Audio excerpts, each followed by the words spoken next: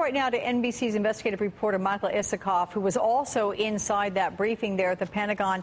Michael, thanks for joining us. Give me your takeaway on all of this and what you heard from officials earlier.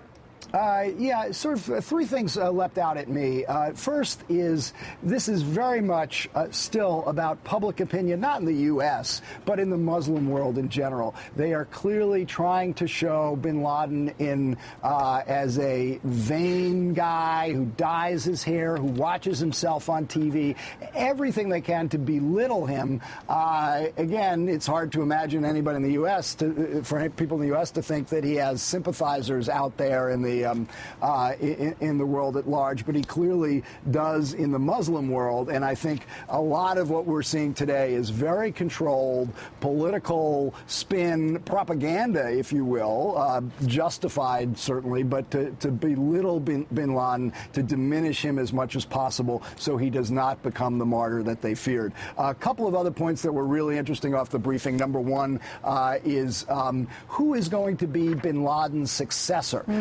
Ayman Zawahiri has been his longtime number two, but the briefer told us not by any means is he a shoo-in. In fact, if there were free and fair elections, the briefer said, for al-Qaeda, Zawahiri would have a fight on his hands. Why? He was described as controlling, as a micromanager, and as somebody who's not especially charismatic. Made it clear that Zawahiri is not popular in the rank and file of al-Qaeda, so he should not necessarily be expected to be the successor to bin Laden, leaving the question, who would that be? Anwar al-Awlaki is certainly a name that has been widely mentioned in Yemen, but there are some others out there. But that is very much an open question, who's going to be bin Laden's successor.